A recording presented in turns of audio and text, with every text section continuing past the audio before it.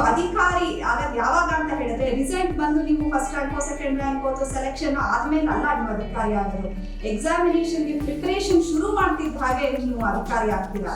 ಅಂದ್ರೆ ನಿಮ್ಮ ಒಂದು ಆಲೋಚನಾ ಲಹರಿ ಹೇಗಿರ್ಬೇಕು ಅಂತ ಹೇಳಿದ್ರೆ, ನೀವು ಎಕ್ಸಾಮ್ ಪ್ರಿಪೇರ್ ಆಗ್ಬೇಕಾದ್ರೆ ನೀವು ಸಮಾಜದಲ್ಲಿ ಬಹಳಷ್ಟು ಸಮಸ್ಯೆಗಳನ್ನ ನೋಡ್ತಾ ಇರ್ತೀರಾ. ಚೈಲ್ಡ್ ಮ್ಯಾರೇಜ್ ಇರ್ಬೋದು, ಅಥವಾ ಯಾರೋ ಒಂದು ಡೊಮೆಸ್ಟಿಕ್ ವೈಲೆನ್ಸ್ ಇರಬಹುದು, ಅಥವಾ ಇನ್ಯಾವುದೇ ಸಮಸ್ಯೆಗಳಿರ್ಬೋದು, ಯಾರೋ ಕಸ ಎಸೆಯುವಂತ ಒಂದು ಸಣ್ಣ ಸಮಸ್ಯೆ ಇರಬಹುದು. ಆದ್ರೆ ಪ್ರತಿಯೊಂದು ಸಮಸ್ಯೆಗಳು ಸೇರಿ ಸೇರಿ ಸೇರಿ ದೇಶದಲ್ಲಿ ಬಹಳ ದೊಡ್ಡ ದುರಂತಗಳು ಮತ್ತೆ ದೊಡ್ಡ ಸಮಸ್ಯೆಗಳು ಕ್ರಿಯೇಟ್ ಆಗ್ತಾ ಇರ್ತವೆ. ಆವಾಗ ನೀವು ಯೋಚಿಸ್ಬೇಕು, ನಾನು ಅಧಿಕಾರಿ ಆಗಿದ್ರೆ ಏನ್ ಮಾಡ್ತಾ ಇದ್ದೆ, ನಾನು ಅಧಿಕಾರಿ ಆಗಿದ್ರೆ ನನ್ನ ಆಲೋಚನೆ ಹೇಗಿರ್ಬೇಕು, ನನ್ನ ಕೃತಿ ಹೇಗಿರ್ಬೇಕು, ನಾನು ಏನ್ ಮಾಡ್ಬೇಕಾಗ್ತಿತ್ತು. ಈ ಒಂದು ನಿಮ್ಮ ವ್ಯಕ್ತಿತ್ವನ ನೀವು ಆ ಒಂದು ಇನಿಷಿಯಲ್ ಸ್ಟೇಜಸ್ ಇಂದನೇ ಮೌಲ್ಡ್ ಮಾಡ್ಕೋಬೇಕಾಗುತ್ತೆ. ನೀವು ಯಾವತ್ತೂ ನಾನೊಬ್ಬ KAS IAS ಆಫೀಸರ್ ಆಗ್ತೀನಿ ಅಂತ ತೀರ್ಮಾನ ಮಾಡ್ತಿದ್ದ ಹಾಗೆ ನೀವು ಹೌದು ನಾನು KAS ಆಫೀಸರ್ ಆದ್ರೆ ಅಥವಾ ನಾನು IAS ಆಫೀಸರ್ ಆದ್ರೆ ನಾನು ಈ ಒಂದು ಸನ್ನಿವೇಶಕ್ಕೆ ಈ ತರ ರಿಯಾಕ್ಟ್ ಮಾಡ್ತಾ ಇದ್ದೆ ಅಂತ ನೀವು ಒಂದು ವ್ಯಕ್ತಿತ್ವವನ್ನ ಬೆಳೆಸ್ಕೋಬೇಕಾಗುತ್ತೆ. ಸರಿ.